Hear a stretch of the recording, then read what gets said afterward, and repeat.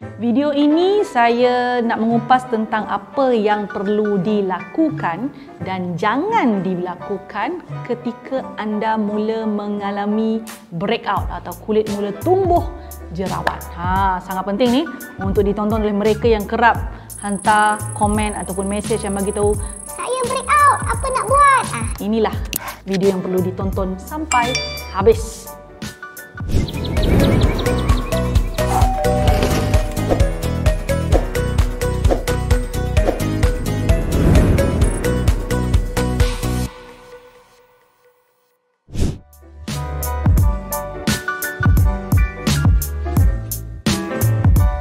Breakout adalah perkataan yang sangat tidak disukai oleh siapa-siapa pun kalau kita merujuk kepada konteks skincare. Breakout macam bahasa terlepas keluar. Apa yang terlepas keluar tu? Jerawat lah ya. Jerawat ni kalau dia breakout, terlepas keluar, dia bukan satu tau. Dia banyak sekaligus ataupun dalam satu kawasan wajah. Contoh kat pipi ke dekat dahi ke, dia banyak dan berketul-ketul lah, banyak lah ya, senang cerita. So saya bukan cerita breakout yang seketul tu sebab ada di kalangan glory guys menghubungi kami, hantar komen, tinggalkan gambar, dia bagi tahu dia breakout tapi tengok seketul je. Itu senang nak diurus ya. Yang kita cerita breakout ni yang lebih serius sedikit, iaitu breakout yang mana dia boleh agak banyak di kawasan muka. So apa yang perlu dibuat dan apa yang tak boleh dibuat. So saya mulakan dulu dengan what you shouldn't do or the don'ts ya. What you shouldn't do when you have breakout. Number 1, jangan picit jerawat itu. Jangan picit jerawat itu dan elakkan menyentuh muka. Kalau picit, apa yang berlaku adalah satu, tangan tu kita tak tahu bersih ke tidak. Kalau picit, possibility to have scars akan lebih tinggi. So kebarangkalian untuk ada parut lebih tinggi. Parut lebih susah dirawat daripada jerawat ya. So don't picit. Saya tahu ramai yang suka tu, dia cenderung nak picit. Jangan picit, jangan sentuh muka. So number 1, the don'ts. Kedua, jangan pakai makeup untuk wanita lah ya, ataupun mana-mana jenis produk yang menyumbat pori-pori. So untuk tujuan ini kena baca label. So you have to find label memang tulis non-comedogenic means tidak menyumbat pori-pori. Kalau boleh dalam tempoh yang mengalami breakout tu minimalkan penggunaan produk, minimalkan sangat-sangat. Jadi penggunaan makeup ni kita boleh sangat-sangat kurangkan. Tak perlulah sampai pakai primer, foundation, berlayer-layer banyak sangat tu. So because you have a breakout, you use this product, memang dia ada kecenderungan sangat tinggi menyumbat pori-pori. So menyumbat pori-pori itu memang tidak akan membantu memulihkan breakout tersebut. Ketiga, jangan pakai produk yang ada kecenderungan mengeringkan lagi kawasan jerawat. So sebab jerawat ni kan adalah juga akibat daripada kelenjar minyak yang menghasilkan minyak secara aktif ataupun terlebih aktif. So once dia tersumbat, minyak-minyak yang berlebihan ni tadi, jadilah jerawat dan jadilah breakout. So kenapa kita tak nak keringkan? Bila kita pakai produk yang mengeringkan, kelenjar minyak kita akan mengesan bahawa kulit kita kering, dia perlukan minyak, jadi dihasilkan lebih banyak minyak. Jadi masalah breakout tu sukarlah nak diselesaikan. So do not buy and use any produk yang menyebabkan kulit jadi lebih kering. We don't want that. Because ketika kita ada breakout ni sebenarnya hydration kena lagi jaga supaya kelenjar minyak tidak menghasilkan sebum yang berlebihan. Now, when you have breakout, sebelum saya nak bincangkan tentang the do's ataupun apa yang boleh dibuat, apa yang perlu dibuat, saya nak clarify dahulu, betul-betul kena faham yang ni ya. Jerawat ni dia ada tahap dia.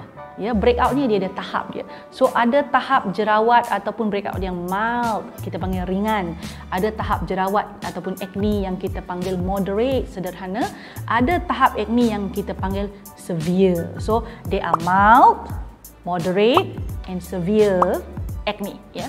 Dalam tiga-tiga jenis kategori acne ini, kita pertamanya kena kenal pasti dulu acne kita adalah jenis yang mana, breakout kita tu jenis yang mana. So you have to look at your skin and compare with the picture of acne yang severe. Kalau severe, segala ubat yang berada di kaunter memang tidak boleh digunakan, tidak berkesan. I can tell you that di counter, over the counter product, over the counter maksudnya yang dijual di drugstore, yang kita boleh beli tanpa nasihat ataupun pengawasan daripada doktor itu, yang itu memang hanya untuk mild hingga ke moderate acne. But severe acne, you will definitely need to see a doctor. Satu lagi adalah kalau acne yang sudah repeat banyak kali datang, dia pulih datang balik, pulih datang balik, pulih datang balik. So kalau acne jenis begitu pun, mohon terus berjumpa dengan dermatologist. Jangan takut, doktor nak bantu, bukannya nak jadikan lebih teruk. So they will have to see your skin, check your skin and provide you with the, kita panggil plan pula, bukan tumbuh-tumbuhan, the plan untuk rawat kulit anda. So don't be afraid to see doctor, especially if you have severe. Jangan beli over the counter product if your skin experience severe acne. Ingat tu. So now, what should you do when your skin experience breakout? Apa perlu dibuat bila mana kulit tu mengalami breakout? Okay, so number one, memanglah kena pakai ubat jerawat. Memang kena pakai ubat jerawat yang membantu jerawat itulah. Ubat jerawat untuk kawasan yang ada jerawat, di atas jerawat. So, I just want to remind you one thing. Bila kita sebut ubat jerawat, saya sebut tadi, ini adalah untuk situasi acne yang mana mild dengan moderate sahaja. Ya, severe is not included ya. So memang produk begini kita boleh beli di farmasi, di drugstore, memang wujud ada. You just need to identify which one you want dengan ada dos-dos dia. So mulakan dulu dengan dos yang rendah ya, tak menjadi masalah. Dan jangan tukar-tukar produk. Geram betul. Itu jangan ya. So you need to use produk jerawat itu biasanya kalau dia serasi dengan kulit, so it will be about 4 to 6 weeks, dalam 4 ke 6 minggu untuk pakai produk tersebut secara konsisten setiap malam ya, ikut arahan lah. Kalau dia sebut setiap malam lah. Kalau sebut 2 kali sehari lah ya, selama 4 ke 6 minggu. Itu dia punya jangka masa logik untuk kulit tu menjadi lebih baik. It is impossible kalau jerawat-jerawat ni dia macam esok tu mungkin dia reduce, tapi dia tak boleh jadi lebih baik ataupun pulih sepenuhnya dalam masa yang pendek. So 4 to 6 weeks, you remember that, okay? Guna ubat jerawat. Do's, apa yang perlu dibuat? Yang kedua, tadi kita sebut tentang pakai ubat jerawat. Kedua adalah pilih ubat jerawat dengan bahan yang bersesuaian. Ada banyak cara untuk kita pulihkan jerawat sebenarnya. Sebabkan jerawat ni ada komponen-komponen. Contoh, minyak berlebihan campur dengan bakteria dan ada alami keradangan. Push, itulah menyebabkan breakout lah, campuran 3 benda tu. So, cara pertama, bahan pertama yang bagus untuk kita gunakan yang mana over the counter untuk pulihkan breakout adalah benzoyl peroxide. Okay? Benzoyl peroxide itu kegunaan utama adalah membunuh P. acne ataupun bakteria penyebab jerawat. Itu bahan pertama ya. Bahan kedua yang jadi pilihan seterusnya adalah retinoids ya. Sebagai contoh, adapalene. Fungsi adapalene tak sama macam benzoyl peroxide. Kalau benzoyl peroxide tadi membunuh bakteria penyebab jerawat, adapalene ataupun itu adapalene jenis lah retinoid, kerjanya adalah unclog pore. Dia menyebabkan pori-pori itu tidak tersumbat ya, dan juga mengurangkan minyak, reduce oiliness. So ingat ya, clog pore, pori-pori tersumbat dengan minyak itulah punca jerawat tadi tu, breakout tadi ni. So retinoid itu kerjanya mengurangkan atau menghilangkan kedua-dua keadaan ini. Bahan yang ketiga adalah salicylic acid. Salicylic acid atau juga nama lain kita tengok kat produk BHA, sangat membantu untuk unclog pore juga.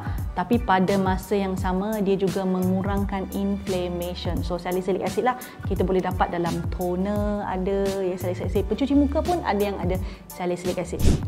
Ketiga yang mesti dibuat adalah ringkaskan penggunaan produk. Jangan complicated. Katalah ya, sebelum breakout tu ada pakai sampai 7 produk.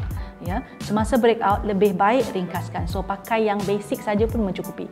Cuci muka, pakai pelembap, ya, pakai sunscreen. Cukuplah. Ya, tak payah nak complicated sangat.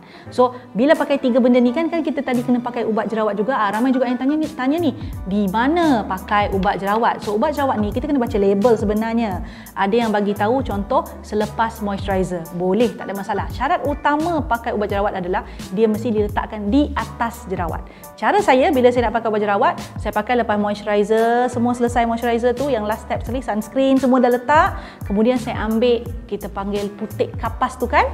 Kapas tu saya bersihkan sikit atas permukaan jerawat tu supaya moisturizer, sunscreen semua tu hilang. Kemudian baru saya letak ubat jerawat atas tu supaya dia tidak diganggu oleh benda-benda yang lain.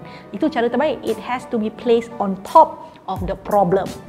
Keempat, amalan yang bagus ketika alami breakout adalah exfoliation lah. Kenapa kena exfoliate? Tapi exfoliation jangan pakai yang tinggi-tinggi tau.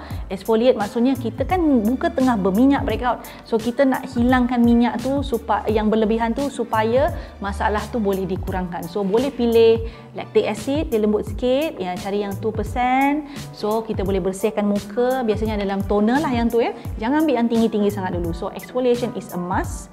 Still need to do it but choose active ingredient yang gentle, like AHA yang gentle macam lactic acid tadi, dengan concentration yang rendah.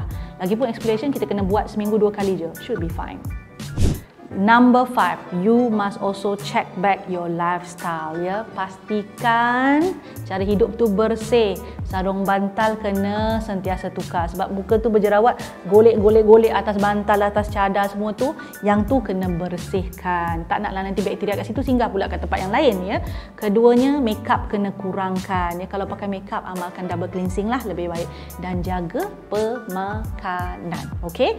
Now, jerawat juga boleh disebabkan stres. So you must make sure cara hidup juga tu ya, stres kenalah dikawal. Kita faham stres tu tak boleh nak dibuang keluar tingkap ya, tapi dia boleh dikawal insya-Allah. Alright? So that's what you should do when you have breakout. Jangan panik, relax. Everything have solution. Yang penting konsisten. Suka video yang saya selalu kongsikan? Apa kata? Jangan apa kata, buat sekarang ya. Subscribe channel saya, like, share, dan pastikan tekan butang loceng tu. Yang ada loceng tu, yang cute-cute loceng kecil tu tekan supaya anda mendapat notifikasi setiap kali saya masukkan video baru. Jangan terlepas, jangan tertinggal. Buat sekarang.